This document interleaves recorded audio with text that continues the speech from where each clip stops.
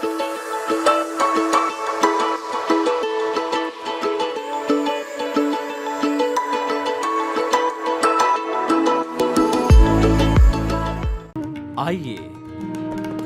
सुनिए, देखिए, समझिए सनातन सत्य। जैसी दृष्टि वैसी सृष्टि, दृष्टि विज्ञान। कुदरत, कुदरती रचना एवं कुदरत के कानून से शाश्वत सुख की प्राप्ति। जोधपुर के परम पूज्य महात्मा उपासक प्रोफेसर डॉक्टर सोहन राज तातेड़ के निर्देशन में सनातन सत्य। जैसी दृष्टि वैसी सृष्टि, दृष्टि विज्ञान।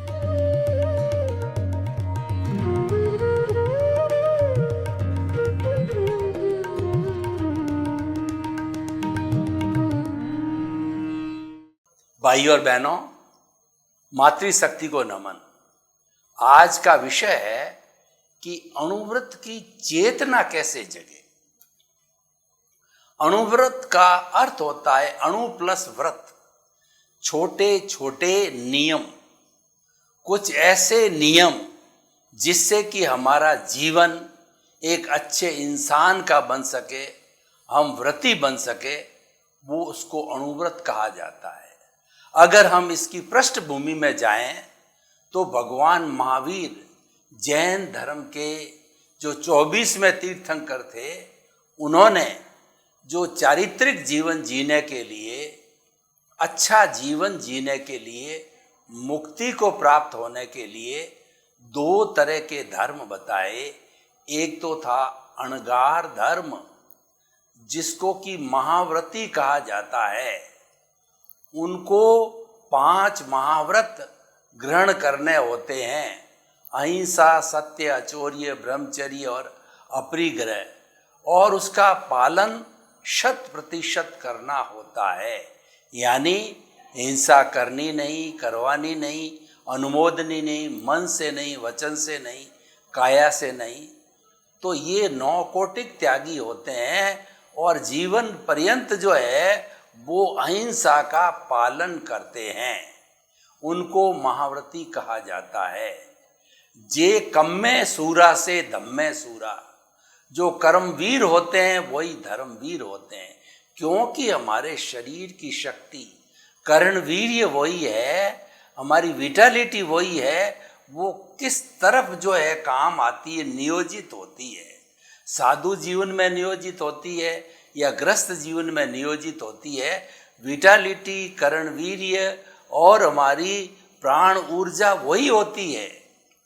तो जो कर्मवीर होते हैं वही इतना महान तप जीवन ग्रहण कर सकते हैं। हर एक के बस की बात नहीं है, और वह शुद्ध रूप से इसका पालन करे तो जल्दी ब्लिस को, मुक्ति को, free from the all bondage, salvation, emancipation को प्राप्त होते हैं, जो कि हमारा लक्ष्य है जीवन का।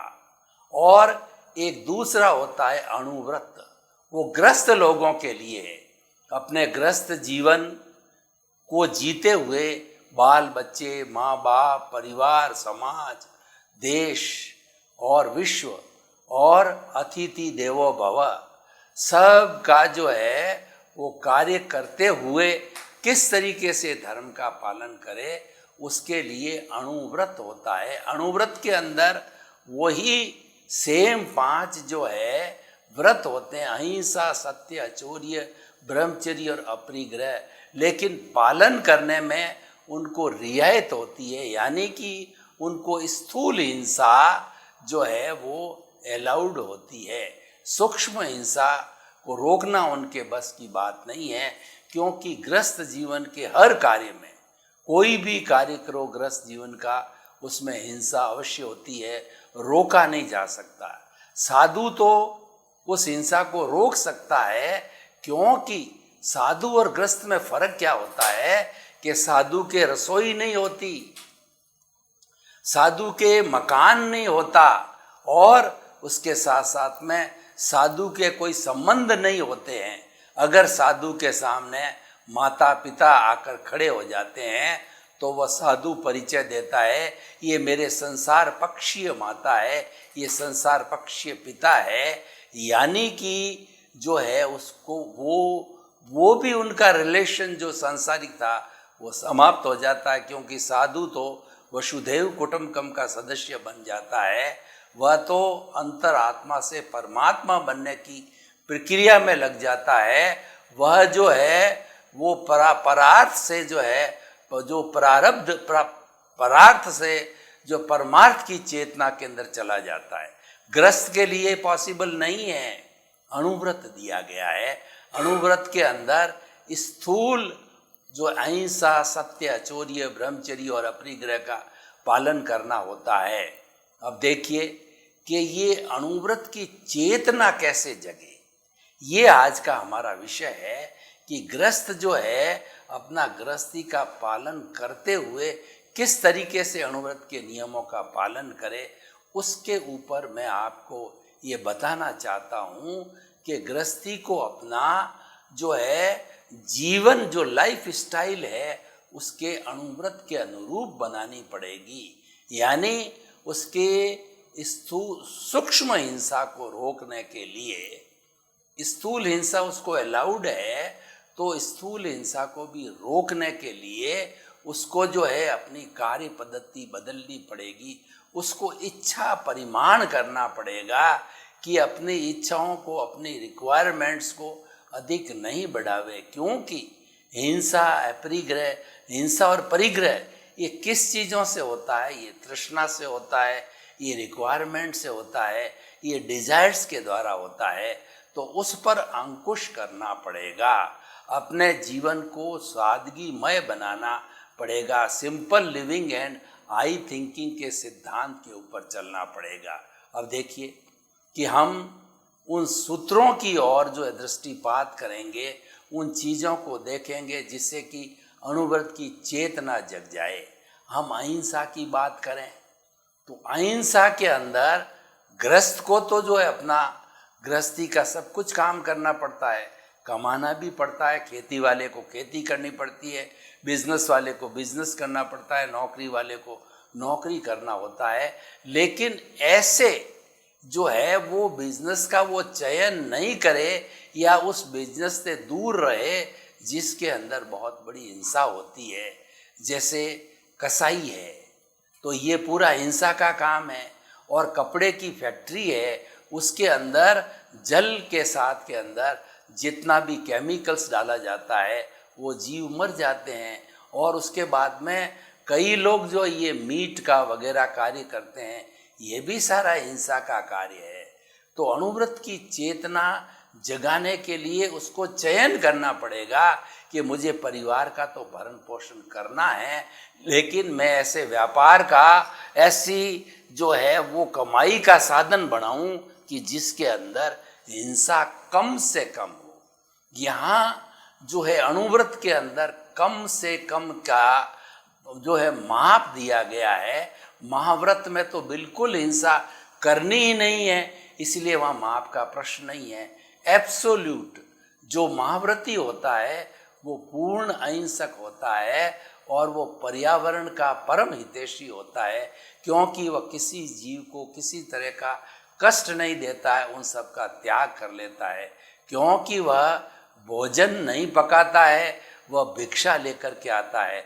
उसकी सारी रिक्वायरमेंट जो है समाज पूरा करता है। कपड़े समाज देता है, भोजन समाज देता है दान स्वरूप में, उसके जो है रहने के लिए मकान जो है वह परमानेंट उनको नहीं रहना होता है, तो जितने दिन रहे वह समाज देता है, और उसके साथ साथ में उनको सोने के लिए वगैरह सब जो है समाज देता है। और ऐसे महाव्रती लोगों को जो है जो कुछ भी हम भेंट करते हैं तो सब पुण्य की परिभाषा में आता है। तो उनको जो दिया जाता है उनको 9 तरह के पुण्य की कैटेगरी के अंदर रखा गया है। अन्न पुण्य, पान पुण्य, लयन पुण्य, शयन पुण्य, मन पुण्य, वचन पुण्य, काय पुण्य और नमस्कार पुण्य। यानी साधु की जो कुछ भी रिक्वायरमेंट होती है उसको पूरा करने में पुण्य का बंध होता है, क्योंकि वो पूर्ण अहिंसक है, वो बिल्कुल भी हिंसा नहीं करते हैं। तो हमारा जो विषय है वो अणुव्रत की चेतना जगाने का है। तो जिस व्यक्ति के अणुव्रत के नियम लिए हुए होते हैं उसको हिंसा को रोकना होता है। कैसे रोकना होगा कि निरपराध प्राणी कोई अपना पास में से जो है गाय वगैरह है, कुत्ता है, बिल्ली जा रहा है और अनावश्यक रूप से हमने लाठी उसको उतार करके मार करके उसको पीटना चालू किया तो उसका क्या अपराध है? निरपराध प्राणी की हिंसा नहीं करूँगा। और जो जैन धर्म की बात करें तो जैन धर्म षट जीव निकाय का उन्होंने अवधारणा दी है। षट जीव निकाय के अंदर पृथ्वी काय, अप काय, तेजस काय, वायु काय और वनस्पति काय। पृथ्वी काय का अर्थ होता है कि जो है हमारी ज़मीन को फोड़ना, जैसे मकान बनाना है वो ज़मीन को फोड़ना, फैक्ट्री चालू करनी है तो कहीं न कहीं ज़मीन के अंदर उसको नींव वगैरह लगानी होती है। मिनरल्स का काम करने के लिए खनन करने वाले होते हैं। तो इस तरह से पृथ्वी काय के जीवों की हिंसा कम से कम हो। देखिए ये जो हमारा जितना भी अणुव्रत की चेतना है वो कम से कम इच्छा परिमाण, इच्छाओं पर नियंत्रण करने पर और ज़्यादा से ज़्यादा जो है स्थूल हिंसा को रोकने का जो है प्रयास करने पर बल देता रहेगा पूरा एपिसोड। तो जो इस तरीके से जो लोग करते हैं हिंसा के कार्य उनकी लिमिट की जाए। यानी उसको अगर अणुव्रति है और उसको मकान बनाना है तो उसको लिमिट करनी पड़ेगी कि मेरे परिवार के रहने के लिए केवल एक मकान बनाऊंगा। और जो अणुव्रति नहीं है, जो खुला है, स्वच्छंद है, वो अपने लिए जो है वह तृष्णा के वशीभूत होकर के 5 मकान, 10 मकान लोभ के कारण, इन्वेस्टमेंट के कारण और संपत्ति का संग्रह करने के कारण जो है वो बना देता है। लेकिन अणुव्रति नहीं बना सकता। अपकाय मतलब पानी। जो व्यक्ति खुला है वो चाहे जितना पानी गिरा देता है, वो पूरी बाल्टी भर के 10 बाल्टी टॉयलेट का क्या, स्नान का क्या, बर्तन धोने का क्या, गार्डन का क्या, उसके कॉन्सेप्ट भी नहीं रहता है कि वह जो है इसमें हिंसा हो रही है। लेकिन अणुव्रत की चेतना जो है वह उसको रोकेगी।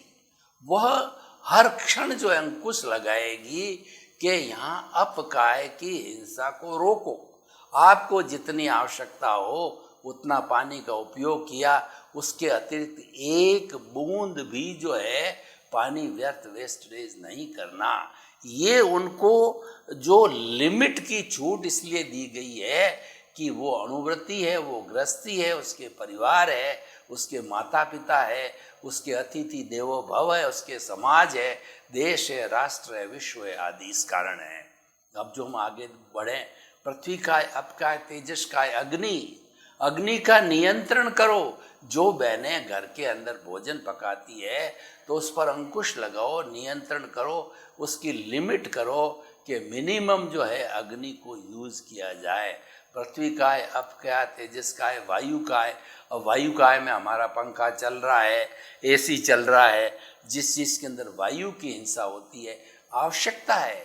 एक पंखे की गर्मी ज़्यादा है, घंटे 2 घंटे चला लिया, 24 आवर्स बिना आवश्यकता के एसी, पंखे, लाइटें वगैरह ये चलती रहती है। अणुव्रति को रोकना होता है, वो रोकता है और यही चेतना है। यानी अनावश्यक हिंसा को रोकने से अणुव्रत की चेतना जागृत होती है और अणुव्रत की चेतना बार बार ये निर्देश देती है अनावश्यक हिंसा को रोको, अनावश्यक परिग्रह को रोको, अनावश्यक क्रोध, मान, माया, लोभ के ऊपर नियंत्रण करो। इन सब की जो है वह अणुव्रत की चेतना बार बार स्मरण कराती रहती है। पृथ्वी काय, अप काय, तेजस काय, वायु काय, वनस्पति काय। वनस्पति का बहुत बड़ा अकाउंट है। मनुष्य को अपने भोजन के लिए, फ्रूट के लिए वनस्पति की आवश्यकता, होती है, लेकिन कितनी? आपको अपने परिवार के 5 मेंबर है, 5 मेंबर के लिए आपको जितनी वनस्पति का या फ्रूट का है आप लीजिए, और वो तो ठीक है आपकी लिमिट है, लेकिन आपने बिना अनावश्यक रूप से जो है 50 लोगों के जो भोजन के रूप में वनस्पति को व्यर्थ में ही काट दिया, इकट्ठा कर लिया और उनको जो है वो छीला वगैरह है, तो वो अणुवृत्ति को अलाउड नहीं है। अणुवृत्ति की चेतना भी यही जगानी है कि इन सब अनावश्यक हिंसा को रोका जाए। तृष्का है, चलता फिरता प्राणी जो एकेंद्रिय होता है उसके सिर्फ चमड़ी होती है, खाली स्पर्श होता है लट गिंडोला, और द्वेंद्रिय होता है स्पर्शन रसन, यानी उसके चमड़ी भी होती है और उसके जीभ भी होती है। तो जो ये चलने वाले जितने भी जो प्राणी होते हैं वो जो द्वेंद्रिय होते हैं उनकी रक्षा करना। 3 इंद्रिय वाले प्राणी होते हैं चलने फिरने वाले, वो उनको स्पर्शन रसन और घ्राण, उनके जो है वह सूंघने की भी शक्ति होती है। जैसे चींटी, तो चींटियों का जो है इधर उधर घूम रही है, उनका पूरा ग्रुप जा रहा है, उस पर पानी डालना, अग्नि जा डालना, हमको देखते रहना चाहिए कि जहाँ जहाँ भी चींटियों का पूरा समूह है वहाँ कीड़ी नगरा है, उसको क्षति नहीं पहुँचानी है, वो बहुत बड़ी हिंसा का कारण होता है। और जो एकेंद्रिय द्वेंद्रिय 3 चतुरिंद्रिय में मच्छर मक्खी वगैरह है, इनकी जो है हम चला करके काला हिट वगैरह ये आजकल कितने निकल गए हैं, उनको सीधा ही मारा जाता है। तो ये अणुवृत्ति को नहीं करना है, और अणुवृत्ति की चेतना यही है कि चाहे छोटा प्राणी हो चाहे बड़ा प्राणी हो, जिसने भी जन्म लिया है वह जीना चाहता है, मरना कोई नहीं चाहता है। तो आपको किसी को मारने का क्या अधिकार है? क्या जन्म आप देते हो? जन्म तो कुदरत देती है, कुदरत ही उनका पालन पोषण करती है और अपना आयुष्य समाप्त करके वे कुदरत में ही वापस विलीन हो जाते हैं। पंचभूत का पुतला पंचभूत में विलीन हो जाता है। तो आपका उसमें क्या अधिकार है? आपका क्या कंट्रीब्यूशन है? तो आपको उसको मारने का, दुख देने का आपको कोई कतई कोई अधिकार नहीं है। वो अपने कर्मों से जीता है, आप भी अपने कर्मों से जी रहे हो, तो आप उसके अंदर क्यों छेड़छाड़ करो, क्यों किसी को प्रताड़ना दो और क्यों किसी को हिंसा दो करो। यही अणुवृत्त की चेतना है कि हमें समस्त प्राणियों को, चाहे छोटे हैं या बड़े हैं, दिखाई देने वाले हैं, मनुष्य है, गाय है, भैंस है, ऊँट है, बैल है, बिल्ली है, चूहा, ये जितने भी तृष्काय के जीव होते हैं, एक जो ये उन सब को जो है द्वेंद्रिय से पंचेंद्रिय तक जो है उन सब की रक्षा करना, उनको अनावश्यक रूप से परेशान नहीं करना, मारना नहीं, और जो उनको क्षति नहीं पहुंचाना, अपने भले के लिए, अपने स्वार्थ के लिए, अपनी खुशी के लिए उनकी हिंसा करना अणुवृत्ति के लिए अलाउड नहीं है, और अणुवृत्ति को वह की भी नहीं जानी चाहिए। तो अब देखिए, अणुवृत्त की चेतना जो है जगाने के लिए हम थोड़ी पर्यावरण की बात करें तो ये पर्यावरण है वो हमारी रक्षा करता है। पेड़ पौधे हैं, हमको ऑक्सीजन देते हैं। अभी विज्ञान ने इतनी तरक्की कर ली है, लेकिन वो अभी तक कोई ऐसी फैक्ट्री नहीं लगा सका है विज्ञान की जिससे कि ऑक्सीजन पैदा हो सके। वो बॉटलिंग अवश्य होती है। तो ये सारी ऑक्सीजन हमारी प्राण वायु है, ये हमको प्राप्ति होती पेड़ पौधों से।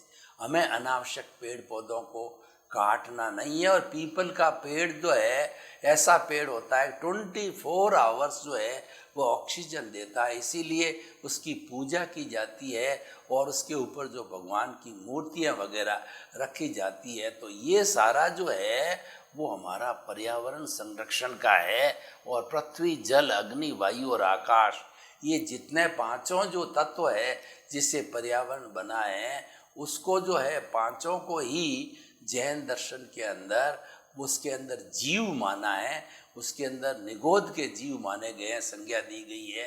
तो उनका रक्षण करना चाहिए। और जैन दर्शन तो जो है पर्यावरण का 100% हितैषी है। तो अनुव्रत की चेतना जगाने के लिए हमें लोभ की वृत्ति को छोड़ना पड़ेगा, क्योंकि लोभ होने से जो है परिग्रह होता है और परिग्रह होने से हिंसा होती है। ये एक दूसरे से जुड़े हुए हैं, एक दूसरे के पूरक है। अगर हम लोभ के ऊपर अंकुश करें, यानी हम इतना ही कमाएंगे या इतना ही संग्रह करेंगे जिससे मेरे परिवार का भरण पोषण हो जावे, अतिथि देवो भव का काम हो जावे, माता पिता का काम हो जावे, और जहाँ जहाँ मैं जुड़ा हुआ हूँ वहाँ आसानी से काम हो जावे।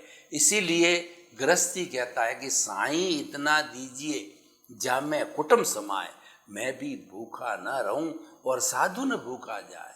हे प्रभु, मुझे इतना अवश्य देना कि मेरा पेट भर जावे, मेरे परिवार का पेट भर जावे और साधु भी भूखा नहीं जाए। यानी कोई अतिथि घर में आ जावे तो मैं उसकी आवा भगत कर सकूं, मैं उसको आतिथ्य दे सकूं, इतना ही मुझे चाहिए। इसके अतिरिक्त मुझे कोई आवश्यकता नहीं है। और नीड और ग्रीड की बात करें तो हमारा रोटी, कपड़ा, मकान, शिक्षा, चिकित्सा, ये 5 मूलभूत आवश्यकताओं की पूर्ति करना ये अनुव्रत के लिए अलाउड है, क्योंकि वो घर गृहस्थी वाला है। लेकिन और उसके बाद में ग्रीड का अर्थ ये हो गया, ग्रीड के लिए कहा जाता है कि मनुष्य को जो है अगर पूरी सृष्टि की संपत्ति दे दी जाए तो भी वह संतुष्ट नहीं होता, वो धापता नहीं है, इतना लोभी होता है। तो ऐसे लोभी व्यक्ति को जो है अनुव्रत के अंतर्गत लाना चाहिए, उसमें अनुव्रत की चेतना जगानी चाहिए। ये भी कहा गया है, देखिए, कि विषयी नर की लालसा और पाम रोग की खाज, लोभी की धन लालसा और तीनों बेअंदाज। जो विषयी नर होता है अपने वीर्य को नष्ट कर देता है, फिर भी वो भोग विलास करता रहता है, शरीर कृश हो जाता है, फिर भी वो हवस के वशीभूत होकर के अपने जीवन को बर्बाद करता है।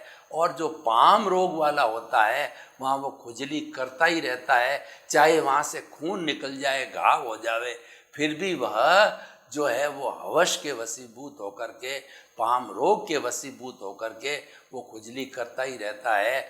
और जो लोभी नर होता है उसको आवश्यकता नहीं है, उसकी आवश्यकता की पूर्ति तो कभी हो गई, लेकिन लोभ के वशीभूत होकर के वो अनावश्यक वस्तुओं का, मकान का और धन का संग्रह जो है करता ही रहता है। वही आखिर जाकर के उसके दुख का कारण होता है, आखिर जाकर के उसके विनाश का कारण होता है। धन के लिए कहा गया है कि धन की कुल 3 गतियाँ होती है। पहली गति ये होती है कि आप जो है खूब अपने दोनों हाथों से चैरिटी दो, दान पुण्य दो। और उसके बाद के अंदर दूसरा ये होता है कि आपके पारिवारिक जन हैं उनके साथ के अंदर आप उस धन का उपभोग करो, और वो भी नहीं करते हो तो तीसरी अवस्था होती है, एक समय आता है तो वो धन का विनाश होता है। तो इसीलिए कहा गया है कि जो आने वाली जो तीसरी पीढ़ी होती है उसमें धन का विनाश हो जाता है, 2 पीढ़ी तक ही धन टिकता है। खैर, ये बात अलग है। तो हम बात कर रहे थे कि अनुव्रत की चेतना जगाने के लिए संयम खलु जीवनम, संयम ही जीवन है, इसका हमें पालन करना होगा। संयम किसे कहते हैं? सर्वभूतेषु संयम अहिंसा।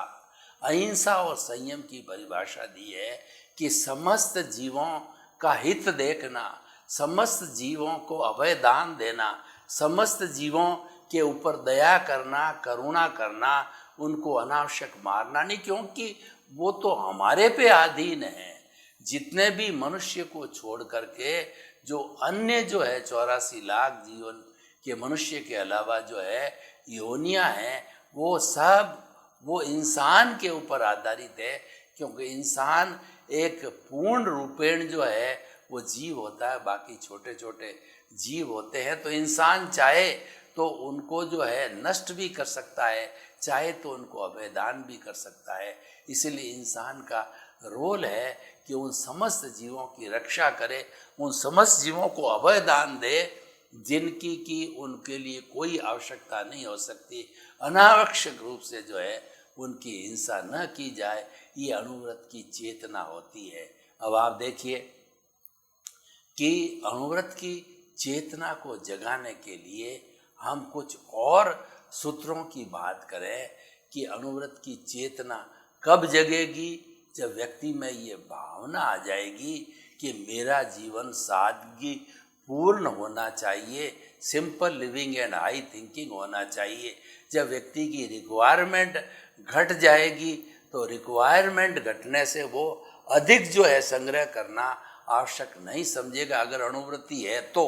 और स्वच्छंद व्यक्ति है उसके लिए कुछ कहा ही नहीं जा सकता है, वो किसी दायरे में आता ही नहीं है। तो सच्चा गृहस्थी बनने के लिए, सच्चा मनुष्य बनने के लिए, एक अच्छा गुड मैन बनने के लिए जो है हर व्यक्ति को अणुव्रत के जो है नियमों का पालन करना चाहिए। अणुव्रत के कुछ ऐसे ऐसे अच्छे अच्छे नियम हैं, जैसे कि जो है दहेज का न लेना, पर्यावरण का संरक्षण करना, निरपराध प्राणियों को नहीं पालना और सबके धर्मों का सर्वधर्म संभाव करना, स्त्री जाति का जो है नारी जाति का रक्षण करना और नारी जाति को सम्मान देना, क्योंकि नारी ही जो है वो बेटी है, माँ है, पत्नी है, दादी है और नानी है, और इस संसार को बढ़ाने वाली जो है नारी है। नारी के लिए कहा गया है जननी जन्मभूमिश्च सर्गदा गरियसी, जननी और जन्मभूमि जो है स्वर्ग से भी बढ़कर है। और जो उसके साथ साथ के अंदर जो नारी के लिए कहा गया है यत्र नारी पूज्यन्ते तत्र देवता रमन्ते, जहाँ पर नारी की पूजा होती है वहाँ देवता निवास करते हैं, क्योंकि भगवान ने नारी को करुणा की मूर्ति बताया है। और नारी ही एक ऐसा व्यक्ति है जो कि बच्चा पैदा कर सकती है, मनुष्य बच्चा पैदा नहीं कर सकता है। यह उसको विशिष्ट गिफ्ट है, ईश्वर की बायोलॉजिकली केवल नारी को ही मिली है। तो ऐसी नारी माँ की जो है हमें पूजा करनी चाहिए। ऐसे नारी माँ के साथ में हमें हिंसा, अत्याचार वगैरह, जो रेप है और जो हमारी घरेलू हिंसा है वो नहीं की जानी चाहिए। नारी को प्रताड़ना नहीं दी जानी चाहिए, नारियों के साथ छेड़छाड़ नहीं की जानी चाहिए, और नारियों को जो है वो पूरी सुरक्षा मिलनी चाहिए। ये अणुव्रत की चेतना है। अणुव्रत की चेतना जगाने का अर्थ ये है कि जितनी जितनी हमारे जीवन में बुराइयां आती है उनको अलग करो, वो है वो छोड़ने योग्य है, और जितनी जितनी अच्छाइयाँ हैं उनको ग्रहण करो, वो उपादेय है, ग्रहण करने के लिए योग्य है। अतः हम कह सकते हैं अणुवृत्ति चेतना जगाने का अर्थ ये हुआ कि अच्छाइयों को धारण करो और बुराइयों को छोड़ो। और ज्ञेय का अर्थ होता है हर चीज़ की जानकारी होनी चाहिए कि ये अच्छी है बुरी है। जब जानकारी होती है तभी हम जो है उस चीज़ को हेय करते हैं या उपादेय करते हैं। ज्ञेय वस्तु का होना चाहिए।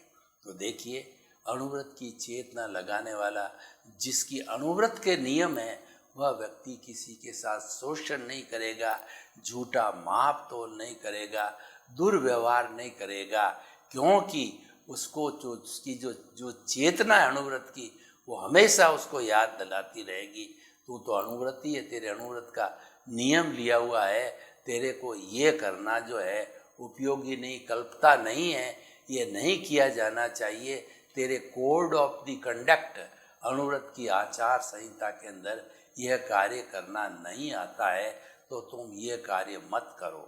तो हम आपको बताना चाहते हैं कि अणुव्रत की चेतना जो है जगाने के लिए परिवर्तन व्यक्ति के अंदर आएगा।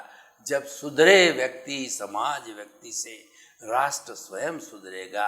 यानी जब व्यक्ति सुधर जाएगा तो मल्टीप्लाई होकर के और उससे जो है समाज, देश, परिवार सभी सुधरते हुए नजर आएंगे। हमारे समाज का छोटा से छोटा घटक मनुष्य है, उस मनुष्य को सुधारना जो है बहुत अति आवश्यक हो गया है। तो हम आपको बताना चाहते हैं अणुव्रत की चेतना जगने से एक अच्छे व्यक्ति का निर्माण होगा, उससे एक स्वस्थ समाज बनेगा और स्वस्थ समाज से स्वस्थ राष्ट्र बनेगा, स्वस्थ विश्व बनेगा और वसुधैव कुटुंबकम के सदस्य बनकर हम सब शांतिपूर्ण सहवास से अपना जीवन यापन करेंगे। सर्वे भवन्तु सुखिनः, सर्वे सन्तु निरामया।